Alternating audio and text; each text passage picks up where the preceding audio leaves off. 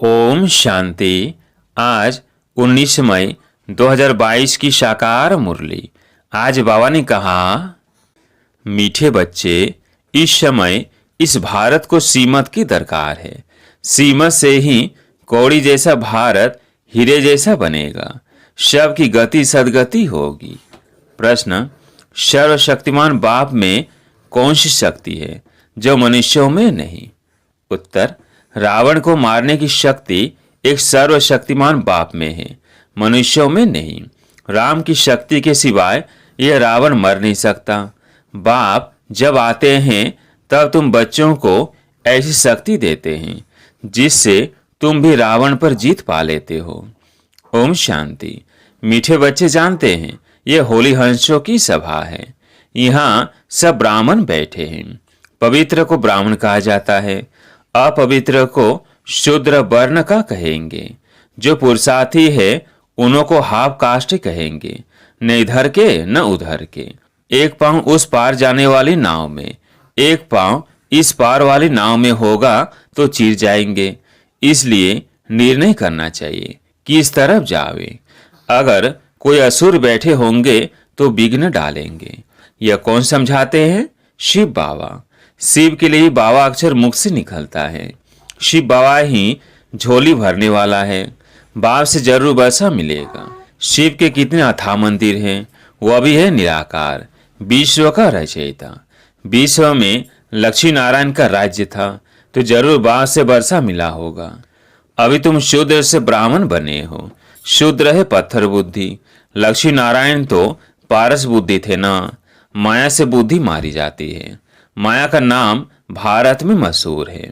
इस समय माया रावण का राज्य है, अर्थात रावण संप्रदाय है।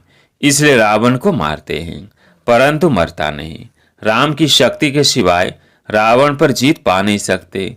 सर्वशक्तिमान से ही शक्ति मिल सकती है। वो तो है एक परमपिता परमात्मा।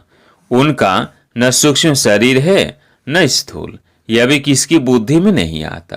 क्यों निराकार फिर भारत में कैसे आया?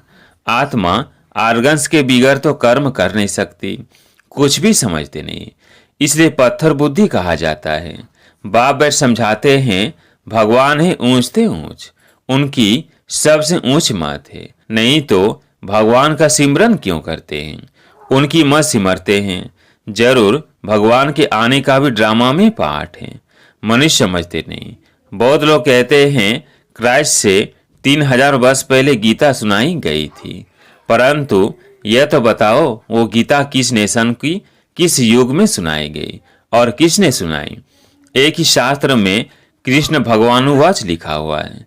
फिर रुद्र ज्ञान यज्ञ भी कहते हैं। रुद्र तो शिव बाबा को कहा जाता है। कृष्ण को कभी बाप नहीं कहेंगे, शिव बाबा कहा जाता है। शिव बाबा ही नॉलेजफुल ब्लिसफुल है। तब तो भक्त लोग पुकारते हैं, समझते हैं भक्ति करने के बाद भगवान मिलेगा। अच्छा, भक्ति कब शुरू होती, भगवान कब मिलता? पाप आत्माओं की दुनिया से पुण्य आत्माओं को दुनिया में कब जाना होता, यह कोई नहीं जानते। तुम भी शूद्र वर्ण के थे, अब तुम ब्रह्मा मुख वंशावली ब्राह्मण कहलाते हो। ब्राह्मण किसने बनाया? शिव बाबा ने। यह है रचयिता। ब्राह्मण वर्ण है सबसे ऊंच। ब्राह्मणों की चोटी भी है क्योंकि साकार में है ना, परंतु उन्हों को बनाने वाला निराकार है। वह परम पिता परम आत्मा माना परमात्मा। ये अक्षर पक्का याद कर लो। ड्रामानुसार जब सृष्टि तमो प्रधान बन जाती है तब मुझे आना पड़ता है। मैं भी ड्रामा के बंधन में बंधा हुआ हूँ। तुमको पति से पावन बनाए सुख शांति का वर्षा आकर देता हूँ। बाकी सबको शांति का वर्षा मिल जाता है। बरोबर सतयुग त्रेता नई दुनिया थी जो राम ने स्थापन की।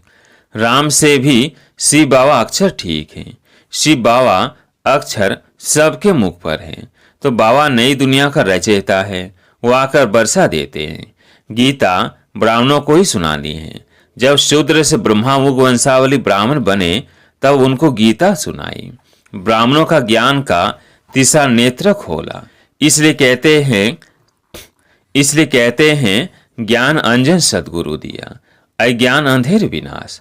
बच्चे कहते हैं, बाबा नरक जैसी दुनिया से अब स्वर्ग में ले चलो। यह शिव भगवान उवाच। शिवाचार्य उवाच। शिवाचार्य अर्थात शिव बाबा बेहद का संन्यास सिखलाते हैं। शंकराचार्य का है हद का संन्यास। बेहद का बाप कहते हैं पुरानी दुनिया को भूलो, अब तुमको सदा सुख की दुनिया में चलना है। कृष्णपुरी और कंसपुरी कहते हैं ना, कृष्णपुरी सतयुग को, कंसपुरी कलयुग को कहा जाता है। दोनों इकट्ठे हो न सके। सतयुग में फिर कंस कहाँ से आया? बुद्धि से काम लेना चाहिए ना। अब बाप खुद आया है स्वर्ग का अथा सुख देने। बाबा कहते हैं इस अंतिम जन्म में जो पढ़े वो पढ़े, फिर तो राजा स्थापन हो जाती है। बाप ही आकर शूद्र से ब्राह्मण सो देवता बनाते हैं। वो लोग हिंदू को क्रिश्चियन या बौद्धि बनाएंगे, परंतु यह कभी सुना कि शूद्र वर्ण को ब्राह्मण वर्ण बनाया? यह तो शिव बाबा का ही काम है। वही ब्राह्मणों को फिर देवता बनाते हैं। हर एक अपने से पूछे कि हम पहले किस धर्म में और किस वर्ण के थे। हर एक अपने से पूछे कि हम पहले किस धर्म में, हर एक अपने से पूछे कि हम पहले किस धर्म में और किस वर्ण के थे। गुरु कौन था?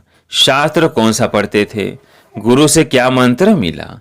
फिर कब से शिव बाबा ने ब्रह्मा द्वारा ब्राह्मण वर्ण में लाया?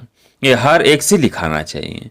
अब तुम बच्चों को तो बाप कहते हैं मुझे याद करो। माया रावण ने तुम्हारी क्या दुर्दशा कर दी। अब तुम बने हो ब्राह्मण संप्रदाय, फिर दैवी संप्रदाय बनना है। तुम्हें निराकार परमपिता परमात्मा ने कन्वर्ट किया है। बच्चों को हर एक से लिखाना चाहिए कि किस धर्म के थे, किसको पूजते थे, गुरु किया है या नहीं, फिर ब्राह्मण वर्ण में कौन ले आया। ये बाबा भी लिखेंगे कि हम हिंदू धर्म के कहलाते थे। गुरु बहुत किए, शास्त्र बहुत पढ़े। सिख धर्म वाले कहेंगे हम सिख धर्म के हैं। सिर्फ भारतवासियों को अपने देवी देवता धर्म का पता नहीं है। ऐसे नहीं कि सिख धर्म वाले अपने को देवता कहलाएंगे। हर एक अपने को अपने धर्म वाला ही कहलाएंगे। अब बाप कहते हैं जो शिव के भक्त व शिव की रचना देवी देवताओं के भक्त होंगे उन्हों को सुनाना है। वे अच्छी रीति सुनेंगे। सतयुग त्रेता में ब्रोवर सूर्यवंशी चंद्रवंशी थे, जिन्हों के चित्र भी हैं। इंग्लिश में डिटीज में कहा जाता है। अभी बाबा देवी देवता धर्म की स्थापना कर रहे हैं। अब तुम ब्राह्मण वर्ण से देवता वर्ण वाले बन रहे हो। भारतवासी ही आप ही पूज्य, आप ही पुजारी बनते हैं। सतयुग में पूज्य थे। बाबा कहते मैं तो एवर पूज्य हूँ। अभी तुम यहाँ आए हो राजयोग सीखने, भविष्य 21 जन्मों के लिए शिव बाबा से वर्षा लेने, तो फॉलो करना चाहिए। जब तक तुम ब्रह्मावंशी नहीं बनेंगे तो ब्राह्मण कैसे कहलाएंगे? अच्छा, आज भोग है, ब्राह्मणों को खिलाने की भी रस्म पड़ी हुई है। बाकी ज्ञान का इससे ताल्लुक नहीं है।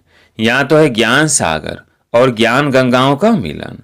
वहाँ फिर देवताओं और तुम ब्राह्मणों का मेला लगता है। इसे मूंझने की बात नहीं। बाप कहते हैं देह सहित देह के सब संबंधों से ममत्व मिटाते जाओ। मुझे एक को याद करो तो अंतमति सोगति हो जाएगी। मैं प्रतिज्ञा करता हूँ तुमको स्वर्ग में भेज दूंगा। रोज क्लास में पूछो, शिव बाबा के साथ प्रतिज्ञा करेंगे। शिव बाबा कहते हैं मेरी मत पर चलो। बाप की श्रीमत नामी ग्रामी है। श्रीमत अर्थात श्रेष्ठ मत। ब्रह्मा की मत भी गाई जाती है। ब्रह्मा से भी ब्रह्मा का बाप शिव बाबा ऊंचे ना। जब भोजन पर बैठते हो तो भी शिव बाबा को याद करो। मोस्ट विलवेड बाप है, जैसे कि उनके साथ हम भोजन खा रहे हैं। इस याद से बहुत ताकत आएगी। परंतु बच्चे घड़ी घड़ी भूल जाते हैं। भारत को अब शिव बाबा की श्रीमत की दरकार है, क्योंकि बाप ही सर्व का सदगति दाता पतित पावन है ना। बाप और वर्षे को याद करना है। माया विघ्न भी अनेक प्रकार के डालेगी, उनसे डरना नहीं है। ज्ञान तो बहुत सहज है। बाकी योग में रहना, एक से बुद्धि योग जोड़ना, इसमें ही मेहनत है। और जगह भटकने से तो एक शिव बाबा को याद करना अच्छा है ना। गीता पढ़ने की भी बात नहीं, जबकि बाप खुद आए हैं। बाकी सब शास्त्र हुए बाल बच्चे, उनसे वर्षा मिल न सके। बेहद का वर्षा एक ही बेहद के बाप से मिलता है। अच्छा, बाप दादा तो बच्चों के सामने बैठा है। बाप कहते हैं, मैं तुम्हारा बाप ब्रह्मा द्वारा मम्मा का, दादा का, बच्चों का, सबका याद प्यार देता हूँ। अच्छा, मीठे मीठे सिकिलधे बच्चों प्रति माता पिता बाप दादा का याद प्यार और गुड मॉर्निंग। रूहानी बाप की रूहानी बच्चों को नमस्ते। हम रूहानी बच्चों की रूहानी बाप दादा को याद प्यार गुड मॉर्निंग नमस्ते नमस्ते। धारणा के लिए मुख्य सार। पहला पॉइंट, मोस्ट विलवेड बाप को साथ में रख भोजन खाना है। एक बाप से ही बुद्धि योग जोड़ना है, एक ही श्रीमत पर चलना है।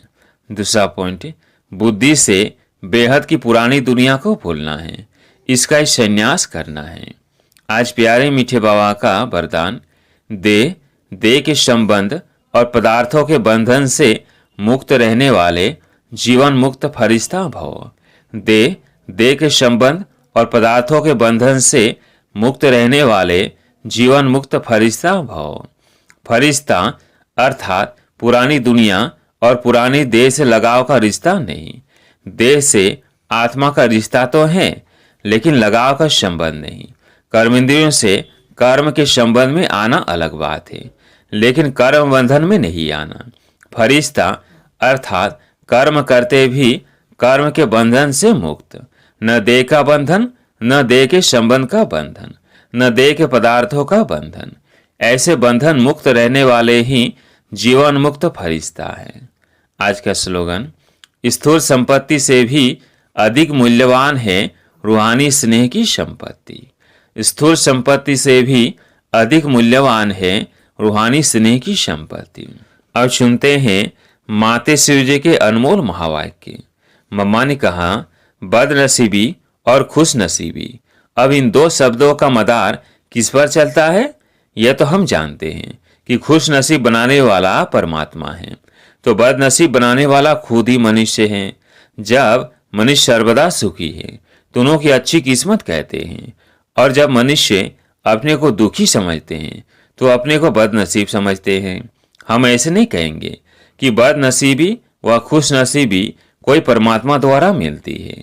नहीं, तकदीर को बिगाड़ना व बनाना यह सब कर्मों के ऊपर ही मदार है। ये सब मनुष्यों के संस्कारों के ऊपर ही है। फिर जैसे पाप और पुण्य का संस्कार भरता है, वैसे तकदीर बनती है। परंतु मनुष्य इस राज को न जानने के कारण परमात्मा के ऊपर दोष रखते हैं।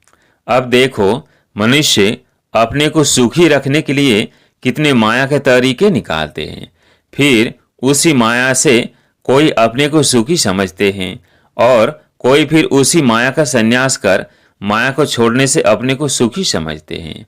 मतलब तो कई प्रकार के प्रयत्न करते हैं, परंतु इतने तरीके करते भी रिजल्ट दुख के तरफ जा रही है। जब सृष्टि पर भारी दुख होता है, तब उसी समय स्वयं परमात्मा आए गुप्त रूप में अपनी ईश्वरीय योग पावर से दैवी सृष्टि की स्थापना कराए सभी मनुष्य आत्माओं को खुशकिस्मत बनाते हैं। दूसरा, मनुष्य गाते हैं, तुम माता पिता हम बालक तेरे, तुम्हारी कृपा से सुख घने रे। अब यह महिमा किसके लिए गाई हुई है? अवश्य परमात्मा के लिए गायन है, क्योंकि परमात्मा खुद माता पिता रूप में आए इस सृष्टि को अपार सुख देता है। परमात्मा ने जरूर कभी तो सुख की सृष्टि बनाई है, तभी तो उनको माता पिता कहकर बुलाते हैं। परंतु मनुष्यों को यह पता ही नहीं कि सुख क्या चीज है। जब इस सृष्टि पर अपार सुख थे तब शांति भी थी, परंतु अब वो नहीं है। अब मनुष्य के अंदर यह चाहना उठती है, कोई सुख हमें चाहिए। फिर कोई धन पदार्थ मांगते हैं, कोई बच्चे मांगते हैं, कोई तो फिर ऐसे भी मांगते हैं कि हम पतिव्रता नारी बने। जब तक मेरा पति जिंदा है हम दुहागिन अर्थात विधवा न बने। तो चाहना तो सुख की रहती है ना। तो परमात्मा भी कोई समय उन्हों की आस अवश्य पूर्ण करेंगे। सतयुग के समय जब सृष्टि पर स्वर्ग है तो वहाँ सदा सुख है। जहाँ स्त्री कभी दुहागिन नहीं बनती तो आज सतयुग में पूर्ण होती है, जहाँ पास सुख है। बाकी तो इस समय है ही कलयुग। इस समय तो मनुष्य दुख ही दुख भोगते हैं। दुखी मनुष्य फिर कह देते हैं कि प्रभु का भाना मीठा करके भोगना है, परंतु वह कभी किसको दुख नहीं दे सकते। वह हमारे सारे कर्मों का खाता चुकतू कराते हैं। तब ही हम कहते हैं तुम माता पिता हम बालक तेरे। अच्छा, ओम शांति।